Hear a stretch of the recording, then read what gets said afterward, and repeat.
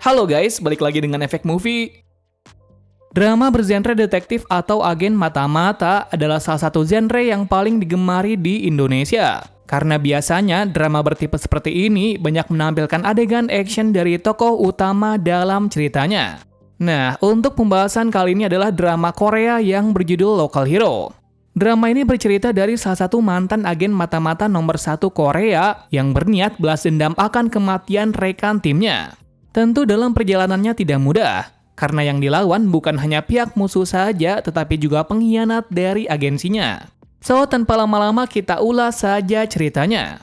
Tapi sebelum kita menuju topik utama, jangan lupa untuk klik subscribe dan nyalakan lonceng notifikasinya agar selalu mendapatkan update seputar informasi film dari kami.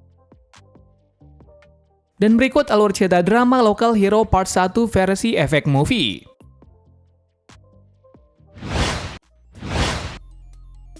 Awal drama dibuka dari sebuah agensi mata-mata yang diketuai oleh Xion, di mana mereka sedang menyelidiki salah satu pimpinan dari Baystar Hong Kong. Nah, kenapa mereka menyelidikinya? Karena agensinya menduga kalau pimpinan tersebut berniat membuat Bank Korea dalam kehancuran. Untuk itu, sekarang berniat mencegahnya dengan menyelidiki apakah itu kebenaran. Dalam misi kali ini benar-benar sangat berbahaya, mengingat pimpinan tersebut didampingi oleh beberapa bawahan yang banyak dan cukup tangguh. Untuk itu mereka harus berhati-hati, jika tidak maka mereka akan ketahuan. Namun karena Xion dan 2 rekan timnya adalah agen hebat, misi ini berhasil dijalankan dengan lancar. Jadi sekarang giliran dari rekan timnya yang bernama Soan. Soan sendiri bertugas sebagai pencari informasi. Mengingat dengan kecantikan dan kehebatannya dalam berbohong, ia ditempatkan di tempat ini. Nah, setelah keberhasilan Soan mendekati pimpinan tersebut, rencana kedua pun dimulai. Yakni Soan akan terus bersama dengan pimpinan tersebut agar bisa mengeruk semua informasi yang ada. Sedangkan Xion dan 1 rekan timnya yang bernama Jinwo akan mengikuti mereka dari belakang. Tujuannya untuk berjaga-jaga jika nanti identitas mereka ketahuan. Awal-awal hal tersebut berjalan dengan lancar. Namun suatu ketika dalam perjalanan tiba-tiba pimpinan dari agensi memberitahu untuk menghentikan misi ini. Xion yang mendengar hal ini secara tiba-tiba tetap melanjutkan misinya. Lantaran sebentar lagi misi mereka akan berhasil, mengingat Soan hampir menyelesaikan misinya. Usut punya usut hal tersebut adalah jebakan, karena sejak awal pimpinan tahu kalau ada orang yang mengikutinya. Seketika, Xion yang mendengar pembicaraan tersebut segera menyelamatkan Soan yang satu mobil dengan musuh. Naasnya ketika di jalan, tiba-tiba ada sebuah truk yang menabrak mereka, hingga akhirnya membuat Xion dan Jiwo pingsan seketika. Kemudian setelah tersadar mereka dibuat terkejut, lantaran mereka sedang di markas musuh dan Soan dalam bahaya. Hal ini benar-benar membuat mereka terkejut, mengingat mereka sudah tidak bisa berbuat apa-apa lagi untuk kabur. Namun saat itu, pihak musuh memberi kesempatan kepada mereka. Yakni jika Xion dan rekannya memberitahu siapakah yang menyuruh mereka, maka dia akan mengampuninya. Dalam keadaan seperti ini, benar-benar membuat kebingungan. Namun tiba-tiba saat itu pula, Jinwo mengorbankan diri dan langsung menyerang mereka. Hal ini dikarenakan ia tidak ingin sahabatnya mati di sini. Jadi cara terbaik untuk mengakhiri hal ini adalah mengorbankan dirinya. Seketika, Xion yang melihat Jinwo mati di depan matanya merasa sangat bersalah dan menyesal. Lantaran jika tadi ia tidak keras kepala, mungkin hal ini tak terjadi. Selepas kejadian ini terlihat kalau Xion telah dipenjara dengan hukuman 3 tahun. Entah kenapa hal ini bisa terjadi, yang pasti penyebabnya adalah akibat keputusan yang salah. Sehingga sekarang ia pun dipenjara selama 3 tahun lamanya.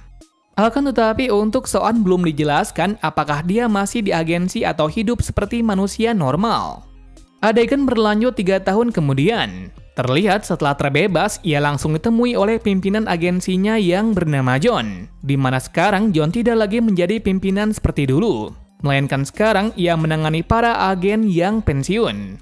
Selain itu, John memberinya saran untuk tidak balas dendam akan kematian dari Jinwo. Lantaran masa lalu ya masa lalu. Jadi sekarang ia meminta untuk tidak berhubungan dengan agensi lagi dan menikmati sisa hidupnya sebagai orang normal.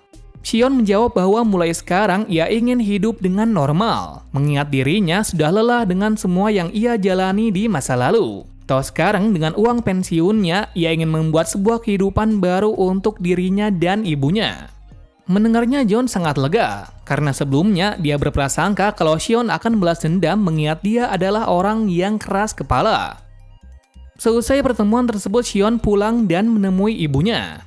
Akan tetapi, terlihat kalau ia tidak tinggal di sini, melainkan dia pun pulang hanya untuk mengambil uang dan perlengkapan lainnya. Lalu setelah hal tersebut, dia pun segera menemukan tempat untuk bersinggah dan mendapatkan uang. Namun tujuannya bukanlah itu, melainkan ia berniat membeli bar di daerah kota budaya agar bisa menemui seseorang. Dari sini kita bisa melihat kalau ternyata Shion berniat untuk balas dendam. Jadi perkataan dengan John tadi adalah sebuah kebohongan. Nah, kenapa dia memilih sebuah bar? Lantaran dia bukan ingin mencari informasi saja, tetapi juga seorang bawahan yang akan membantunya nanti. Mengingat dia tidak mungkin melakukan hal tersebut sendirian. Setelah beberapa lama mencari, akhirnya dia menemukan salah satu bar di daerah sini. Tepatnya, bar tersebut bernama Neighborhood. Nah, kenapa dia memantapkan bar ini untuk menjadi miliknya? Lantaran setelah beberapa melihat keadaan dan para pelayan di sini, ada yang membuatnya tertarik. Mulai dari tempatnya yang tepat menjadi persembunyian, sampai beberapa pelanggan yang memiliki kemampuan di atas rata-rata. Hal ini dibarengi juga ketika pemilik bar yang bernama Mr. Huang sedang menjual bar ini. Namun bukan dia sendirian saja yang ingin membeli tempat ini, tetapi ada orang lainnya. Pada sisi yang berbeda kita dilihatkan karakter baru. Dia adalah seorang polisi yang bernama Taeho. Nah, kehidupan dari Taeho benar-benar merepotkan. Karena sekarang ia dituntut untuk mendapatkan uang berlebih ketika anaknya sudah mulai dewasa dan banyak kebutuhan. Hal ini benar-benar membuatnya kerepotan. Lantaran pekerjaannya sebagai seorang polisi tidak sebesar pengeluaran setiap bulan. Sehingga sekarang karena dia sangat terpepet, seringkali dia berbuat tidak wajar sebagai seorang polisi. Misalnya, suka menilang seseorang di jalan walaupun sebenarnya hal itu melanggar peraturan. Dalam kesehariannya sebagai seorang polisi, Taeho benar-benar tidak sesuai kewajibannya. Lantaran ia hanya membutuhkan uang daripada menjalankan kewajibannya sebagai seorang polisi. Seringkali hal ini membuat atasan marah. Namun dalam sisi dari Taeho tidak peduli akan hal itu dan menjalani kehidupan seperti biasanya. Sampai suatu ketika ada sebuah kabar baik yang menghampirinya, yaitu kakak kelasnya dahulu memberinya pekerjaan yang sangat rahasia. Di mana kakak kelasnya yang bernama Park memintanya untuk membuat sebuah agensi sendiri dengan tujuan untuk mengintai pejabat negara yang sudah pensiun. Entah apa tujuan dari Park, yang pasti ia disuruh seseorang melakukan hal tersebut. Awal-awal Taeho menolak karena pekerjaan ini ilegal. Namun ketika Park memberitahu kalau ia akan menggaji besar pada pekerjaan ini, Taeho menerimanya. Kemudian setelah hal itu dia pun mulai membentuk sebuah agensi dan memulai pekerjaannya. Singkat cerita, setelah beberapa pengamatan yang panjang, akhirnya dia menemukan remaja-remaja yang mau mengerjakan hal ini. Salah satu dari remaja tersebut adalah salah satu murid yang berniat menjadi polisi di tempat dirinya bekerja yang bernama Choi. Nah, kenapa dia memilihnya? Lantaran tadi Choi sempat menunjukkan aksinya dengan kejar-kejaran dengan polisi. Sehingga dia memilihnya karena kemampuan Choi sangat tepat untuk mengerjakan pekerjaan pengintaian ini. Nah, target pertama yang akan Choi intai adalah salah satu pejabat negara yang bernama Jong Suk. Kemudian setelah mendapatkan perintah tersebut, Choi memulai pengintaian tersebut. Terlihat ia benar-benar lihai dalam hal ini lantaran ia tidak ketahuan meski ia dekat dengan Jong Suk. Kembali ke arah dari Shion lagi, yakni sekarang setelah memantapkan untuk membeli bar Neighborhood, ia mulai mengobrol kepada Mr. Huang. Nah, alasan dari Mr. Huang menjual tempat ini karena dia ingin istirahat di mana menikmati masa pensiunnya. Namun hal ini akan sulit ia lakukan karena ia tidak ingin menjual bar kepada orang yang salah. Apalagi orang tersebut mengubah interior di tempat ini. Mendengar hal tersebut dimanfaatkan oleh Shion untuk merayunya kalau dia adalah orang yang tepat untuk menggantikannya. Lantaran nanti meski dia membeli tempat ini dia tidak akan mengubah sama sekali. Selain itu Shion juga mengiming-iminginya jika menjualnya kepadanya, maka ia boleh kesini kapanpun dia mau. Perkataan dari Shion benar-benar membuat Mr. Huang tertarik. Namun ia masih memiliki syarat jika dia mau membelinya, yaitu membiarkan salah satu pekerja lamanya yang bernama B.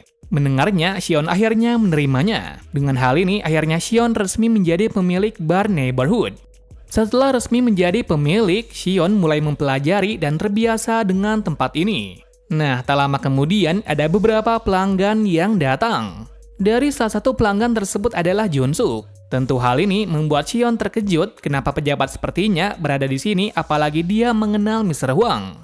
Nah, kenapa Sion mengenalnya? Lantaran 3 tahun yang lalu sebelum